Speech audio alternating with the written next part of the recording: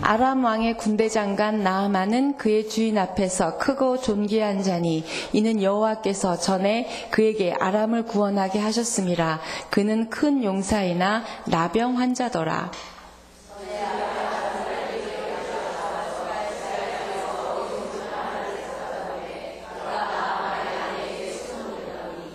그의 여주인에게 이르되 우리 주인이 사마리아에 계신 선지자 앞에 계셨으면 좋겠나이다. 그가 그 나병을 고치리이다 하는지라.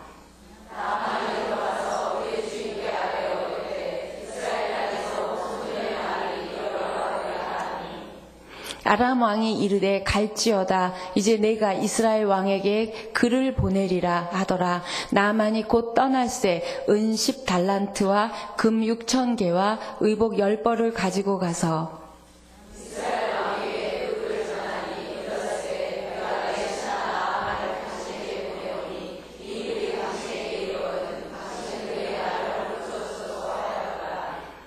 이스라엘 왕이 그 글을 읽고 자기 옷을 찢으며 이르되 내가 사람을 죽이고 살리는 하나님이냐? 그가 어찌하여 사람을 내게로 보내 그의 나병을 고치라 하느냐? 너희는 깊이 생각하고 저 왕이 틈을 타서 나와 더불어 시비하려 함인 줄 알라 함이라.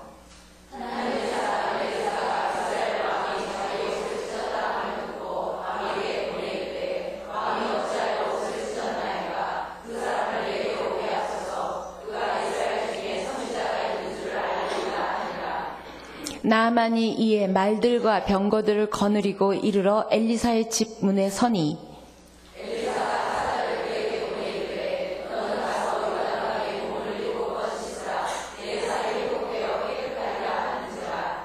나아만이 노하여 물러가며 이르되 내 생각에는 그가 내게로 나와 서서 그의 하나님 여호와의 이름을 부르고 그의 손을 그 부위 위에 흔들어 나병을 고칠까 하였도다.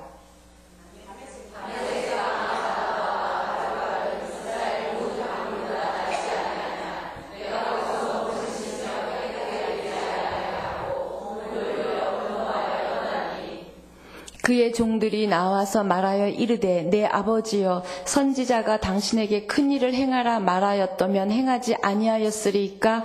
하물며 당신에게 이르기를 씻어 깨끗하게 하라 함이니까 하니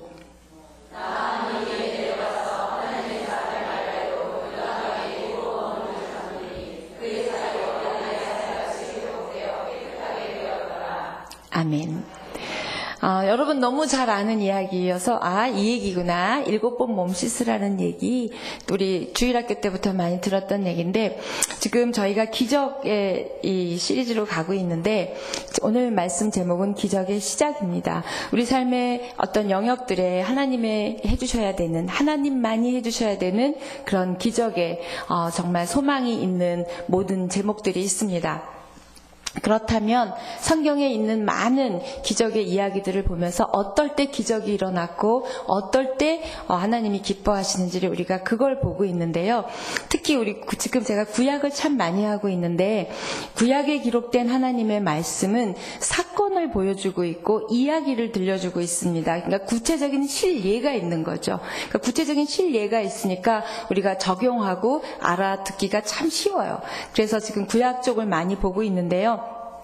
그런 구체적인 신뢰를 통해서 뭘 말씀하시려고 하나님은 이렇게 사건을 쭉 이야기식으로 구약을 쓰셨냐면 그 일들 가운데 보여지는 하나님의 섭리, 그 다음에 또 영적인 일의 발생, 어떨 때 영적인 일이 일어나는지, 어떨 때 하나님의 섭리와 간섭하심이 있는지를 보여주시기 위해서 실제적인 사건을 글로 쭉 써주셨습니다. 그 중에서도 특히 이 나아만 이야기는 너무 잘 알죠. 여리고성 무너지는 것처럼 6번 돌고 마지막 번째 7번 도는 그 사건, 와르르 무너진 사건만큼이나 강에 들어가서 7번 몸 씻는 얘기 다 아는 얘기입니다. 그런데 이 다 아는 얘기에서 놀라운 기적의 시작이 되는 많은 그런 단서들을 주시는 걸 제가 이번에 다시 보게 됐어요. 7번 물에 들어가서 씻으라 그랬으니까 순종이구나, 이렇게만 생각했거든요. 하나님이 말씀하시면 순종하면 기적이 일어나는구나, 이 정도로 끝이지 않는 본문을 보게 됐습니다. 그래서 오늘 이 말씀을 하는데, 여러분이 이 본문에서 나만이 한 오해, 나만이 한 실수가 저와 여러분에게도 있다는 거예요. 그래서 나만이 나다라고 생각하시면 좋겠습니다. 특히 지금의 우리 이 나병은, 문둥병은 지금은 고칠 수 있을지 모르지만 그때에는 죄의 끝이고 저주의 상징입니다. 그래서 격리시키고 하나님이 완전히 저주할 때 문둥병을 걸리게 했어요. 그래서 이 문둥병은 어찌 보면 저주의 상징이기도 하고 하나님 아니시면 고칠 수 없는 그런 부분, 정말 기적이 일어나야지만 고쳐지는 그런 부분의 이야기입니다. 그런데 많은 신학자들은 지금 우리의 영적인 상태를 문둥병과 비교합니다. 그러니까 우리는 지금은 문둥병에 걸리지 않지만, 나병에 걸리지 않지만 우리는 영적인 나병 환자에 비유합니다. 왜냐하면 나병이라는 거는 이 감각이 없어지는 거고 떨어져 나가는 거고 모양이 일그러지게 되고 같이 공동체 생활을 할 수가 없고 전염이 있으니까 분리시키고 그러는 병입니다. 우리의 영혼이 감각이 없고 무디어지고 여러분이 기쁨도 없고 감사도 없고 은혜도 사모함이 없고 하나님에 대한 절절함도 없는 것, 영적인 무감각, 둔해지는 거예요. 못 느끼는 거예요. 내가 어떤 부분이 떨어져 나갔는 줄도 모르고 내가 어디서부터 하나님의 은혜랑 떨어져 있는지도 모르고 못 느끼는 것, 나병과 똑같다. 그 다음에 그런 믿음이 떨어지고 은혜가 떨어지고 영적인 감각이 떨어지면 우리는 혼자 자꾸만 있으려고 합니다. 혼자 있게 해요, 사단이. 그래서 격리됩니다. 공동체와도 격리가 되고 하나님과도 격리가 되고 사람과도 격리가 되죠. 굉장히 많이 흡사한데요. 이 나병 환자의 이 부분을 우리의 영적인 나병, 우리의 영혼이 무감각해지고 떨어져 나가는 것과 잇대어서 여러분이 같이 말씀을 들으면 굉장히 잘 와닿을 수 있을 것 같아요. 왜냐하면 우리는 나병? 나랑 상관없는 병 이러지 마시고 그 나병은 곧 우리의 영혼의 질병과 같이 잇대어져서 설명을 들으시면 좋을 것 같습니다.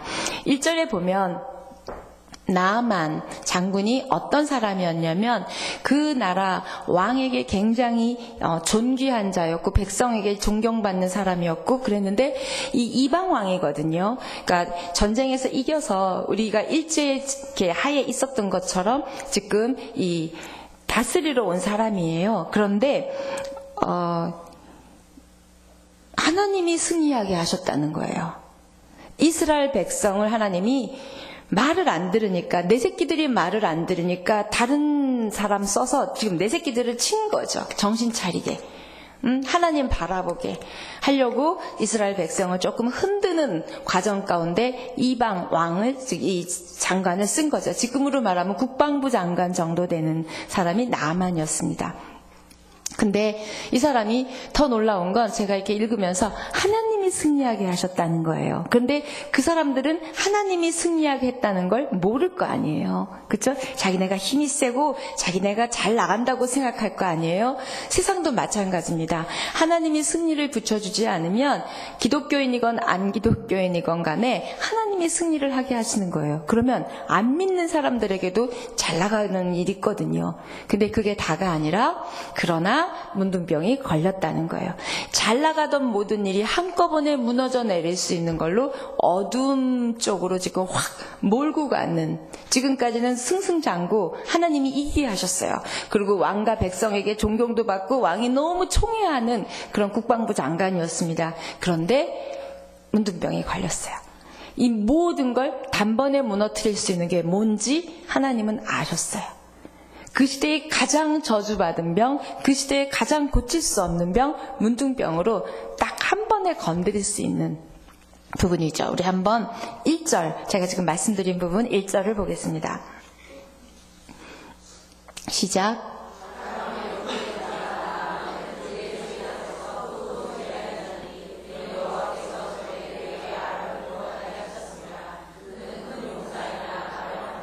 네, 큰 용사이나, 그러나 이렇게 존귀한 자고 왕의 총애를 받고 굉장히 하나님이 이기게 하셨지만 나병 환자다. 근데 딱 그 한 절이요, 나병 환자더라가 사실 모든 걸 다 포함하고 있어요.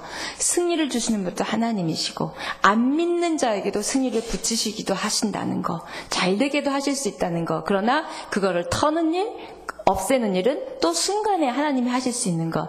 결론, 모든 승리는, 모든 성공은 하나님 손에 달려있다는 거예요. 믿으십니까? 인생의 모든 길이 하나님께 있다는 그 믿음이 우리 안에 있기를 축복합니다. 왜냐하면 이 나아만은 실제적으로 이 사람들은요, 림몬 우상을 섬기고 있었어요. 림몬 우상을 섬기고 있고, 그 다음에 영적으로는 완전히 이방인이죠. 하나님하고 상관없는 자들이었어요. 그런데도 불구하고 승리를 붙이셨다는 거죠. 누구 때문에? 우리 때문에. 이스라엘 백성 때문에, 지금의 우리 때문에. 하나님의 자녀 때문에 안 믿는 하나님의 자녀 아닌 사람을 써서 우리를 다스려 가시는 거예요. 우리를 정신 차리게 하는 거죠. 그래서 어두움으로 쓸 때 쓰고도 하나님이 지금 이 나아만을 통해서 하나님이 어떤 일들을 하시고 또 나아만이 어떻게 변화되고 이제 하는지가 이제 이 열왕기 5장 전체 내용인데요. 나아만의 자존심을 빼앗을 수 있는 것, 나아만의 권력과 명예와 존경을 한꺼번에 흔들 수 있는 것, 문둥병이었어요. 그래서 지금 문둥병이 있는데, 여러분을 모든 것, 지금 갖고 있는, 현재 유지하고 있는 모든 것들을 한꺼번에 흔들 수 있는 게 뭘까요? 우리에게도 분명히 있다는 거예요. 우리에게도 있습니다. 건강 한 번만 흔들면 우리 예배할 수 없고요. 여러분의 평강과 기쁨 유지하기 쉽지 않을 수 있어요. 하나님은 아세요. 그런데 그걸 우리 안에 지금 지켜주시고 이끌어주시는 그 하나님의 손길을 느끼시기를 축복합니다. 네. 그래서 이때 이 시기는 사실은 이스라엘 백성으로는 아주 최악의 상태. 하나님 섬기지 않고 이방신 섬기고 하나님의 이름을 배신하고 아주 영적으로 최악의 상태일 때예요. 그래서 오죽하면 하나님이 지금 그쪽을 이기게 하시겠어요.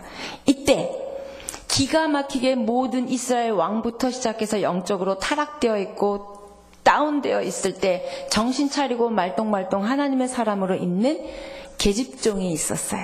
근데 이 계집종, 그러니까는 소녀는 전쟁에서 진 포로, 전리품으로 끌려온 거죠. 전리품으로 끌려온 거죠. 그래서 이 이방 나라에 오게 됐습니다. 근데 이 아이가 자기 주인이 문둥병에 걸린 걸 보고 얘기합니다. 우리 하나님의 종에게 가면 나을 것 같아요. 라고 얘기했어요. 근데 제가 가만히 생각해보면 저 같으면 싸다. 우리나라를 그렇게 짓밟고 이기더니 그래 넌 병들었지? 너 벌 받은 거야. 그리고 우리 하나님 앞에 가면 갈까봐 안 가르쳐줄 수도 있어요. 이게 인간의 심리 아닐까요? 우리 일본 사람들 지금도 축구 지면 속상하잖아요.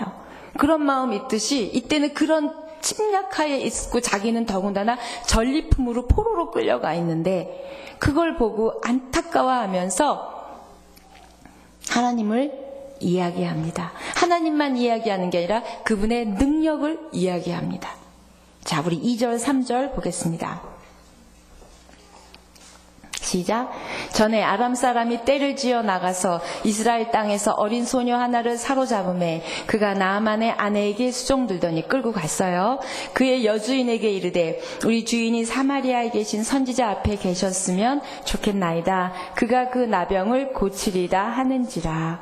네.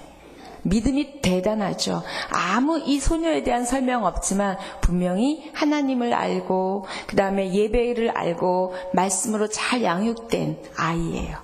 이 하나님의 섭리 참 놀랐습니다. 그 작은 그 소녀를 통해서. 근데 더 놀라운 건 여러분 같으면 여러분이 무시해도 될 만한 사람이 기도 좀 하세요. 이렇게 얘기하면 이게 어디서 건방지게 춘 거야? 이럴 것 같아요. 그쵸? 그런데 은혜는, 하나님의 섭리는 놀라운 건 나아만이 그 이야기를 듣는다는 거예요. 그것도 직접 들은 게 아니라 부인을 통해서 듣죠. 여보, 제 몸종이 그러는데 당신 이렇게 하면 좋을 것 같대. 근데 그 이야기를 어떻게 듣냐고. 쓸데없이 어디 노예가 하는, 전리품이 하는 얘기를 들어.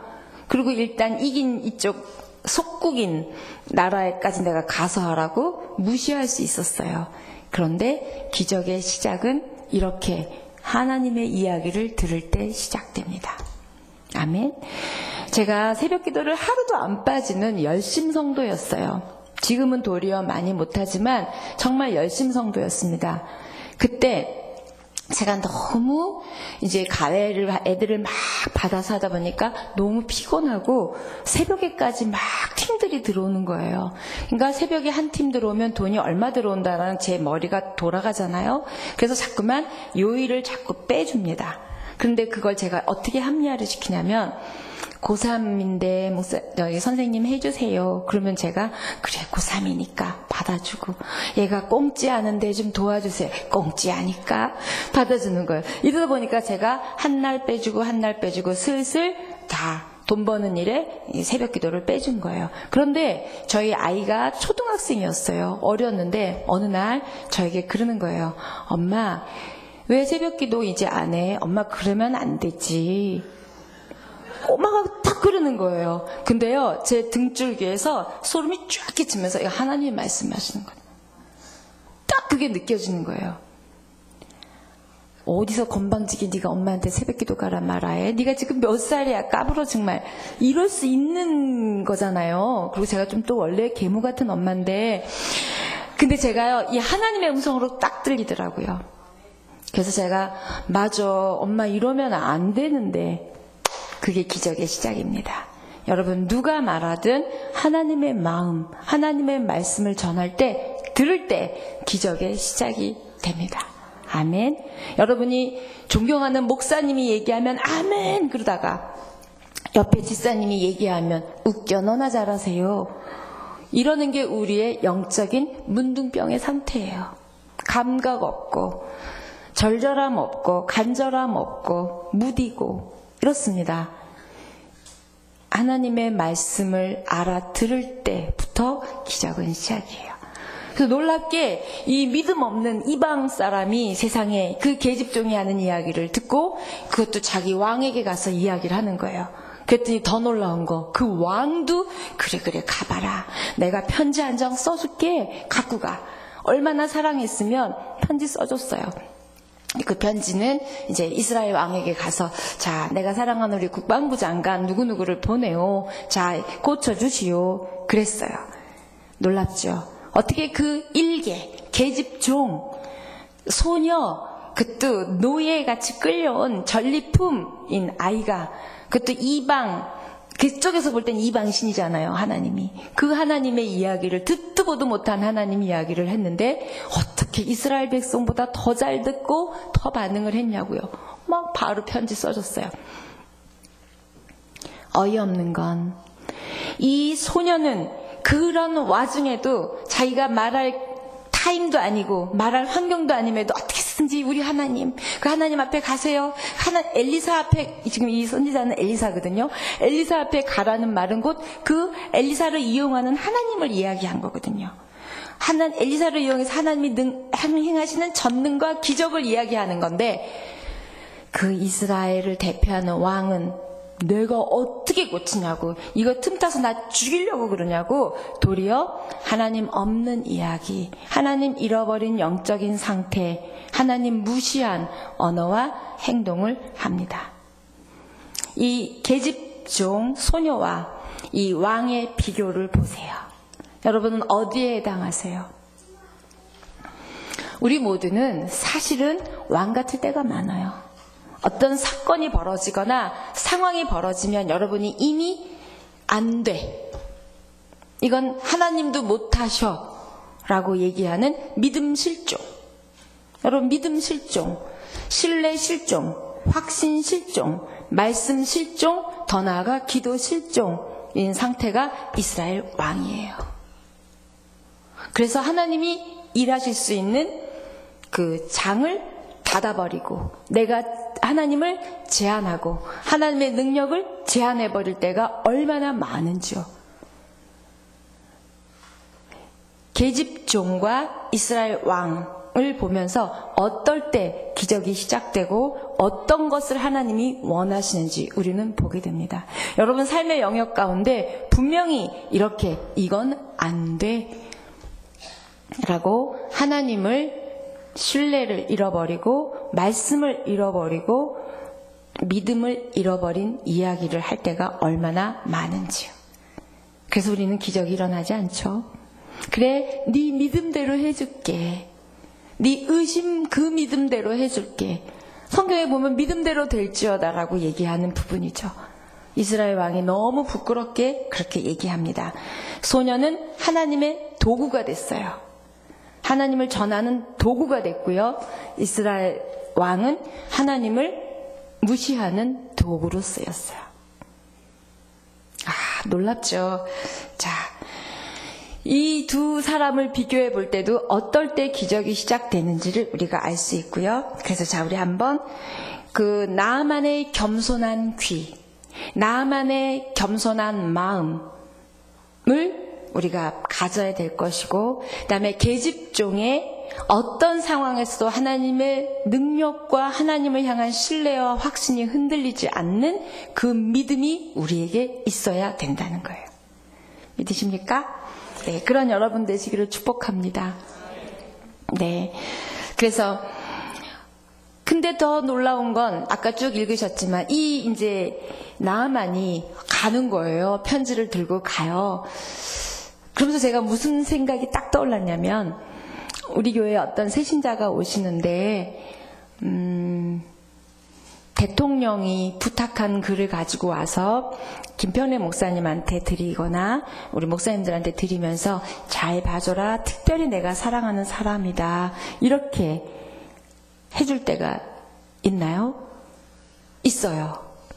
대통령까지는 아니지만 세상의 지위와 세상의 명예와 세상의 돈과 이런 것들을 가지고 와서 교회에서 자기를 그렇게 대우해 주기를 바라는 성도들이 있거든요.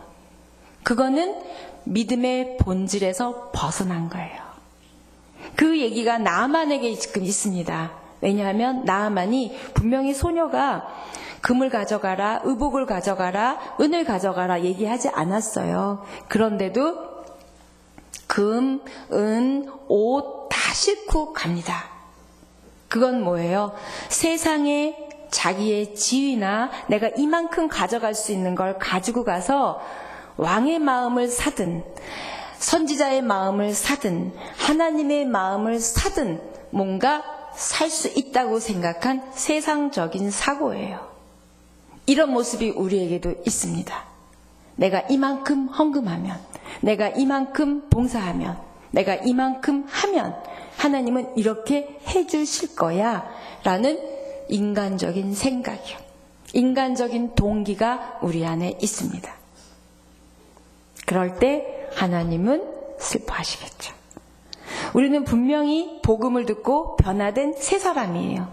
그러면 새 사람이면, 영의 사람이면 세상의 원리가 아닌 영의 원리, 세상의 방법이 아닌 하나님의 방법으로 살아가야 될 줄 믿습니다.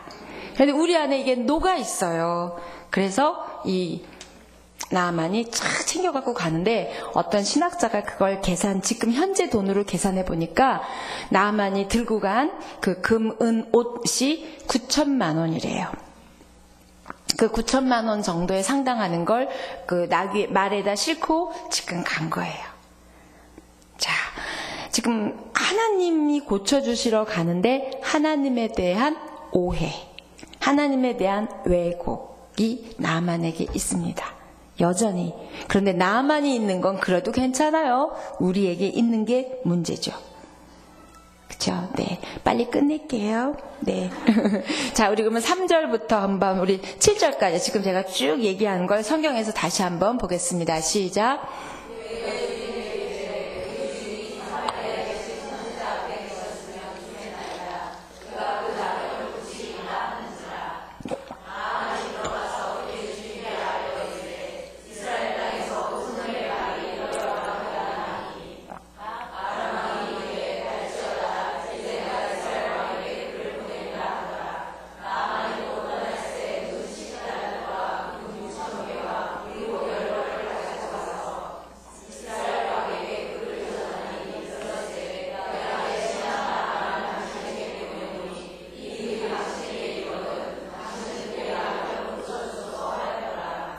이제 왕의 반응이죠. 시작.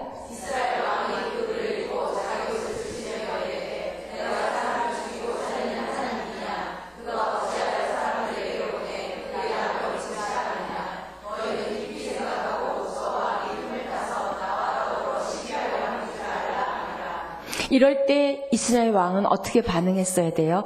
하나님께 기도하자. 하나님께 데려가야죠.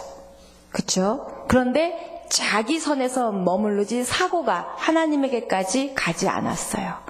신뢰하고 믿고 의지하고 고칠 수 있다라고 믿는 그 믿음이 완전히 없는 이스라엘 왕의 모습이요. 우리도 이런 부분이 있거든요. 저와 여러분이 하나님의 능력을 고백하고 인정하고 선포하고 확신할 때 기적이 시작될 줄 믿습니다. 아멘. 이런 상황을 다 엘리사가 듣고, 그랬어요? 그러면 자, 데리고 오세요. 그래서 이제 데리고 왔어요. 그랬더니 자기가 나가서 만나주지도 않고 딱 안에서, 자, 들어가서 7번 씻으라 그래. 딱 이랬어요.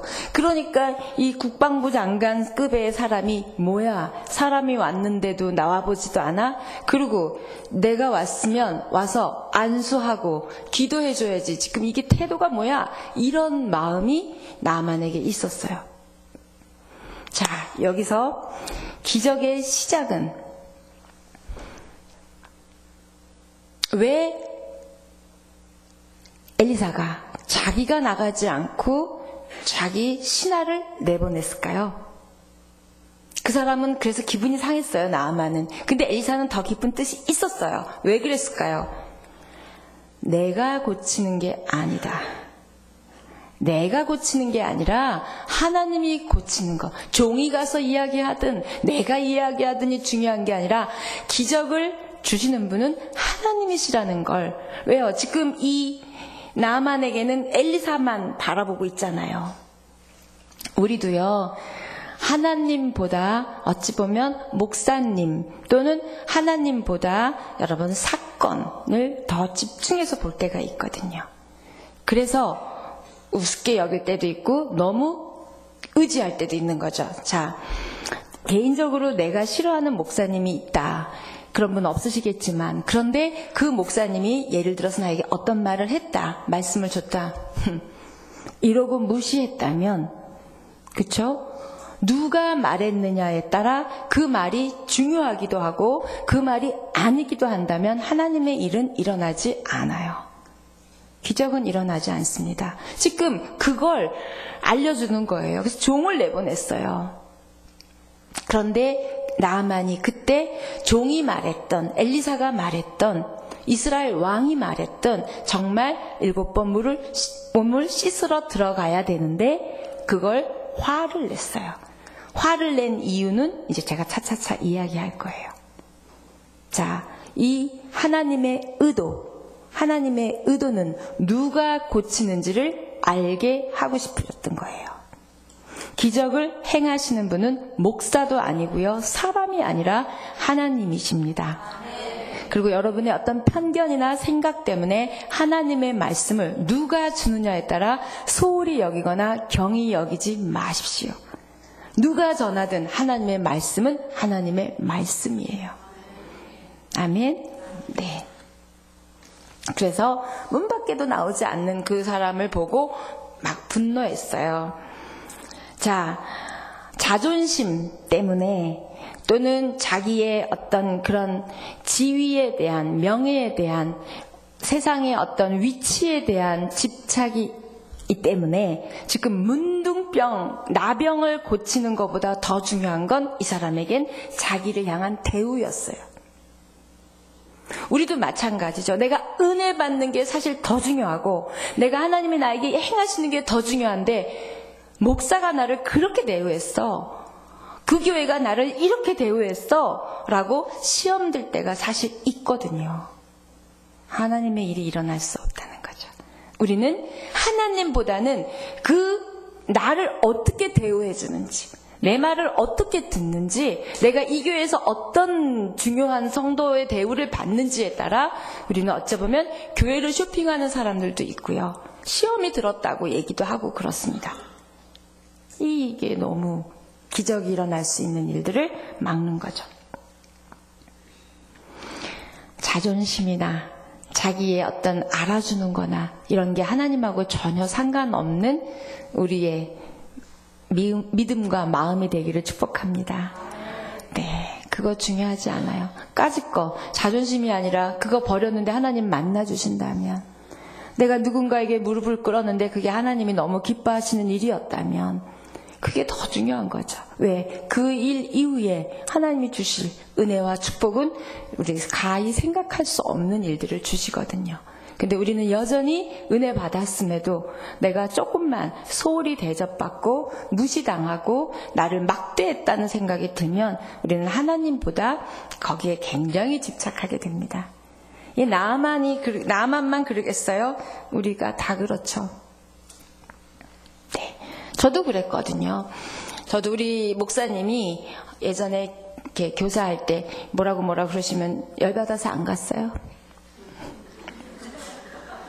네, 얼마나 부끄러운 짓이에요.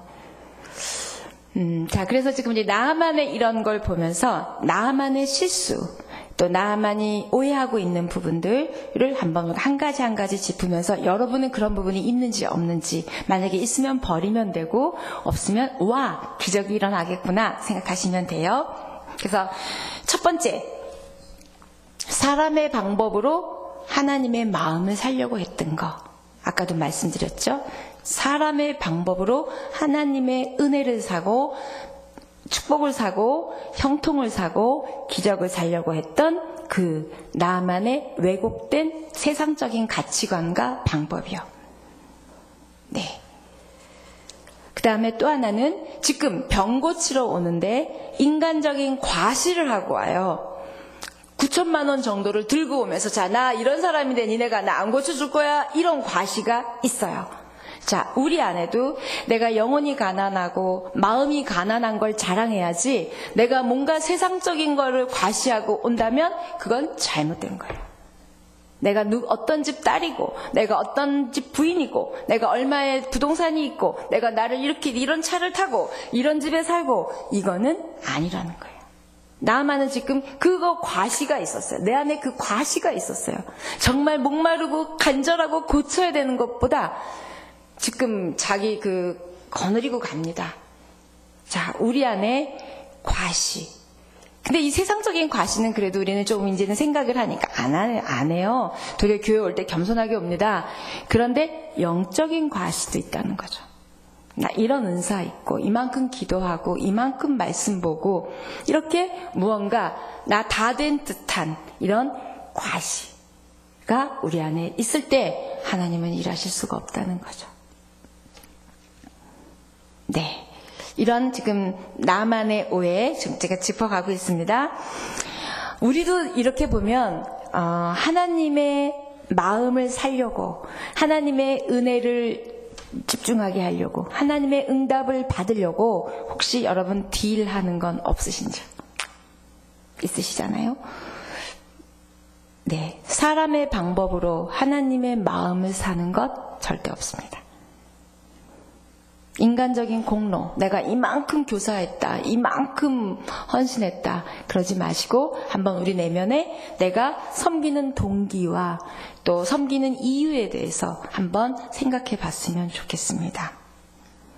그래서 우리는 그 세상적인 방법이 문제인 거예요.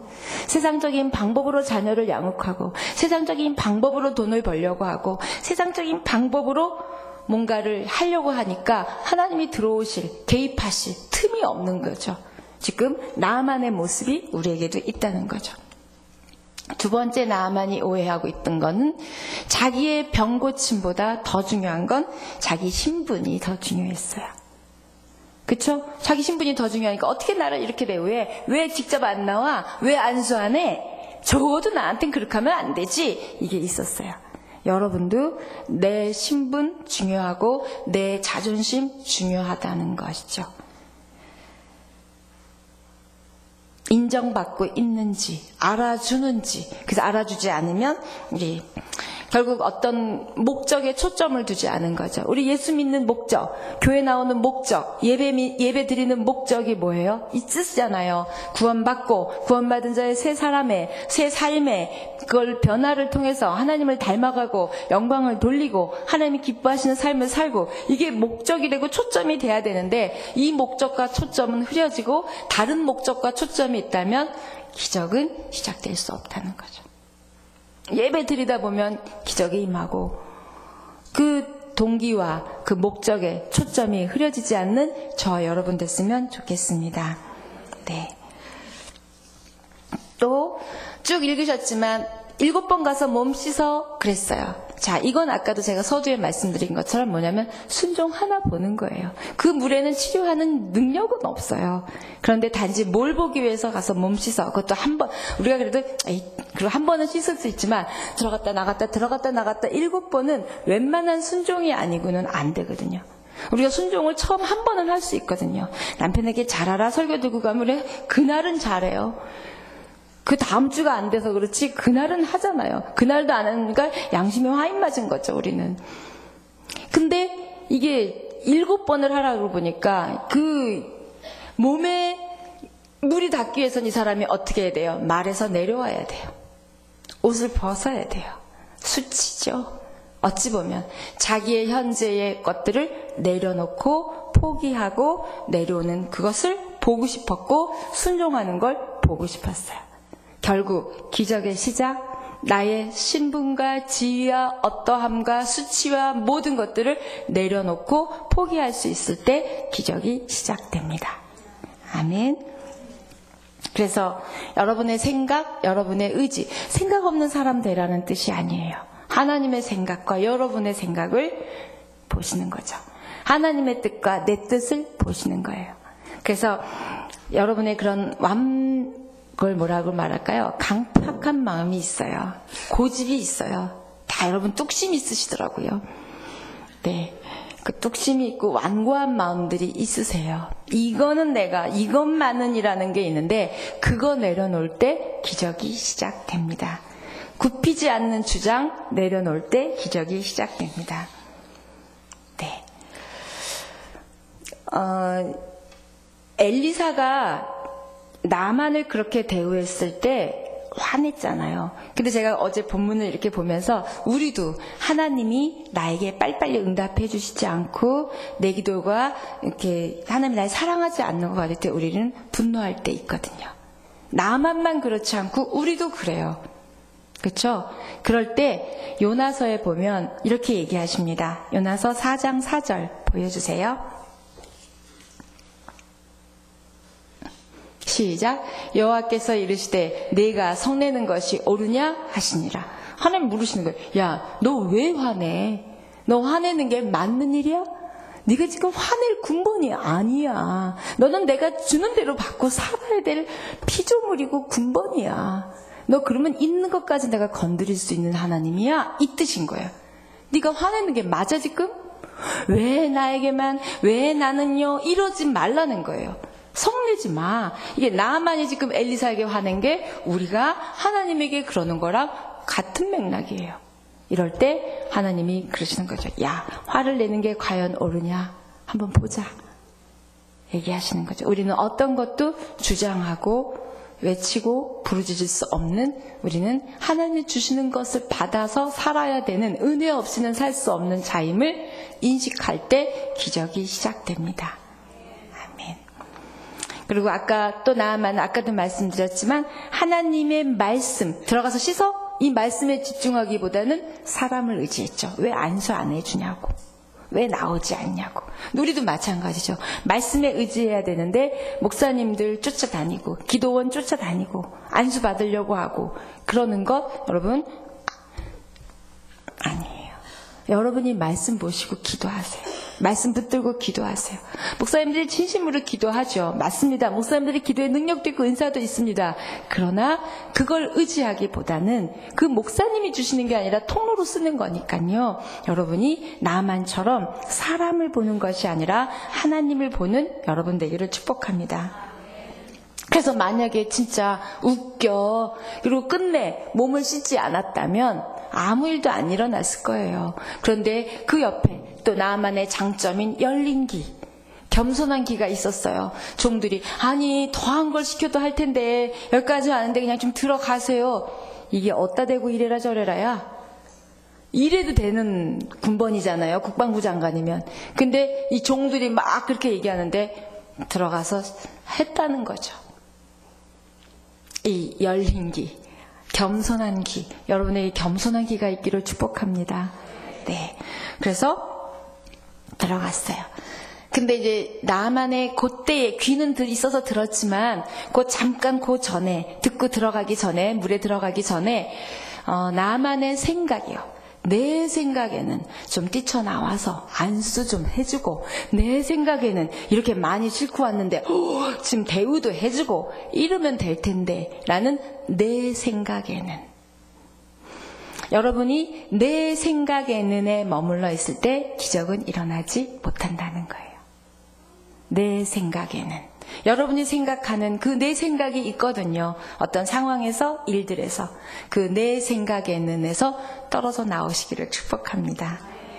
이 내 생각에는 결국 뭐냐면 하나님의 방법보다 내 방법을 고집하는 거예요. 그리고 하나님이 옳다기보다는 내 생각이 옳다는 거거든요. 네, 이러니 어떻게 하나님께서 일해 주시겠어요? 그래서 나만이 그거에 대한 마음이 잠깐 있었지만 그 종들의 열린 귀로 겸손한 귀로 듣고 들어가서 고쳐집니다. 혹시 여러분은 기도하고 있는 부분에 하나님의 기적이 필요한 부분에 자기의 생각을 자기의 방법을 붙들고 있는 부분은 없으신지 보셨으면 좋겠습니다. 그러면서 제가 저를 쭉 보니까 있더라고요. 저는 제 생각, 제 방법을 붙들고 있는 게 있어요. 아이에게는 이래야 된다. 남편에게는 이래야 된다라는 저의 생각과 제가 붙들고 있는 부분, 양보할 수 없는 부분, 아이에게 이것만은 엄마가 양보할 수 없다라는 그런 것들을 하나님이 원하시기 때문이기보다는 저의 교육관과 저의 가치관 때문에 그렇게 할 때가 있더라는 거예요. 여러분 한번 보십시오. 내가 붙들고 있는 내 생각, 내가 붙들고 있는 내 방법 한 번쯤 내려놔 보시고 하나님께 물어보십시오. 네, 그래서 자기 방법을 붙들고 있는 영역을 놓았을 때 기적은 시작됩니다. 아멘. 여러분의 아이들 놓으세요. 남편 놓으세요. 그러면 기적이 시작될 겁니다. 네. 그래서 순종하려면 사실은 믿음이 있어야 되죠. 고치실 거라는 믿음이 있어야 순종을 하거든요. 그래서 오늘의 본문을 통해서는 하나님께서 말씀하시는 거죠. 믿음과 순종. 근데 성경 전체를 보면 사실은 그 이야기 아닌가요? 믿음에 대한 이야기와 순종에 대한 이야기거든요. 그리고 그 이후에 어떤 일들과 그걸 지키지 않았을 때 어떤 일들이 일어나는지 두 갈래 길에 대해서 쓰여 있는 게 말씀인데 결국 믿음과 순종이라는 커다란 이 단어가 기적의 시작이지만 그 안에 굉장히 세세한 것들이 나아만이 한 행동들, 또 계집종이 한 행동, 그 다음에 종이 한 행동, 그 다음에 이스라엘 왕 각각의 사람들을 통해서 하나님이 우리를 보게 하시는 거예요. 왜요? 우리에게 그 각각의 모습들이 다 있어요. 계집종의 모습도 있습니다. 감사하게도. 그쵸? 우리가 누구에게 안 믿는 사람 어려울 때, 야, 이때 우리 하나님 앞에 가라는 사인 같아. 하나님 앞에 가자. 이럴 때 여러분 아주 그럴듯하게 괜찮을 때도 있잖아요.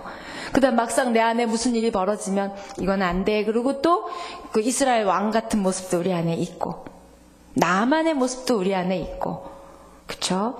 다 있습니다.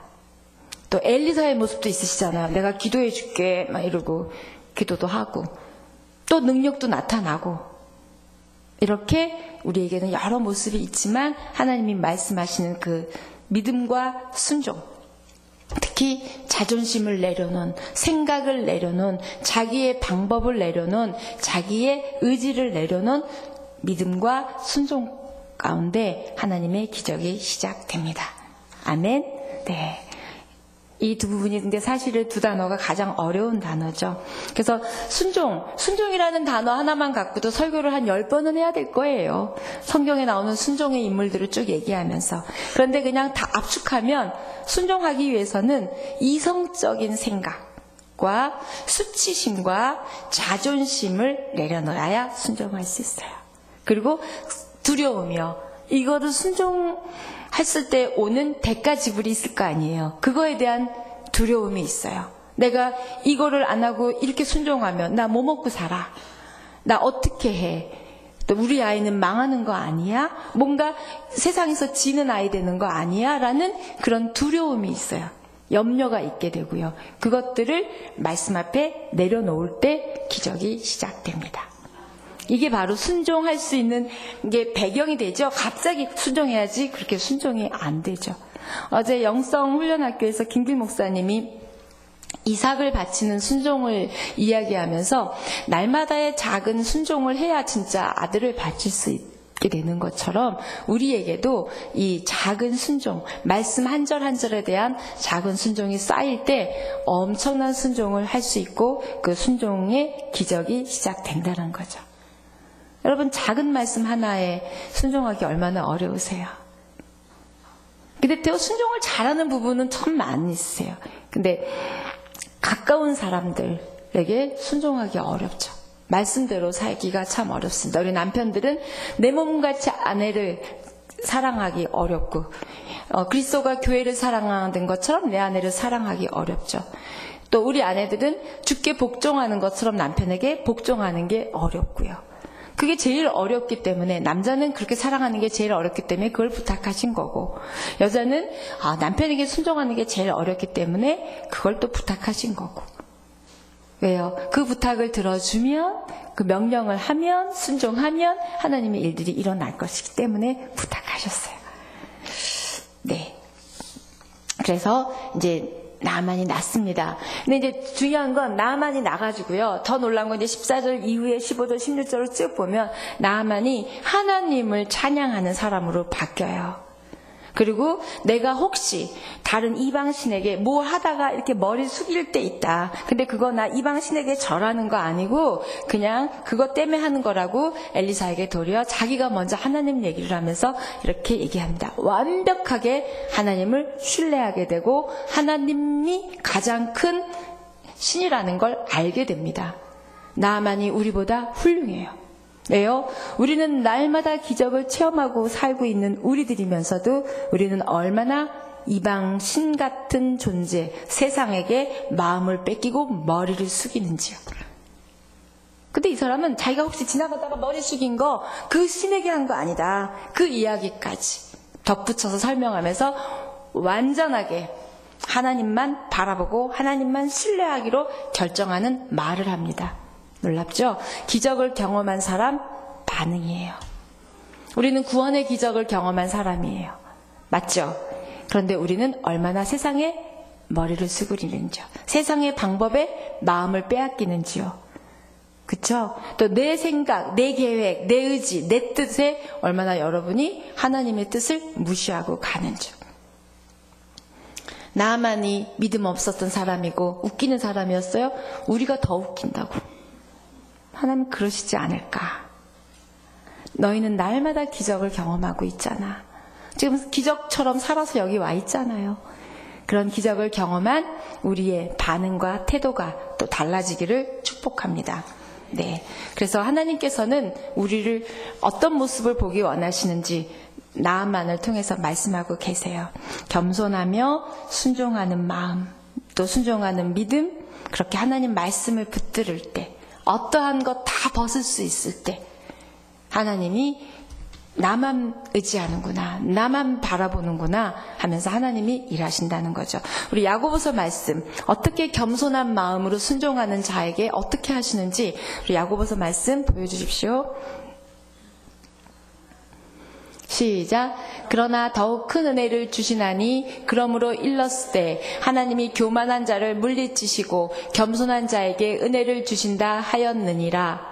그런즉 너희는 하나님께 복종할지어다. 마귀를 대적하라. 그리하면 너희를 피하리라.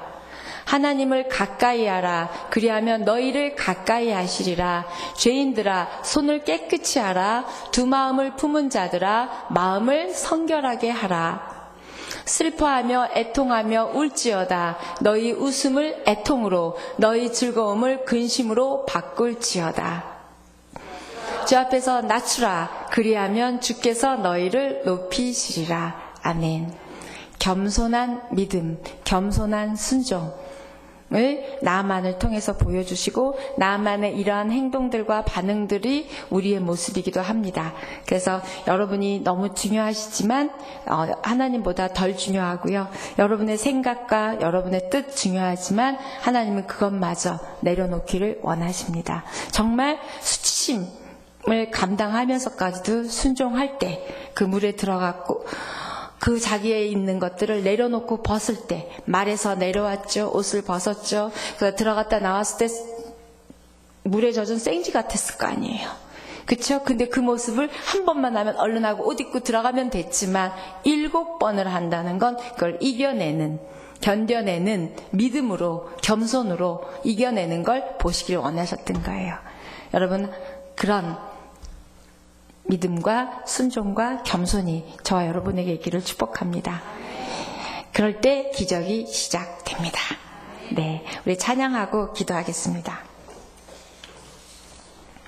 전능하신 나의 주 하나님은, 네, 우리 예배팀 올라와 주시고요.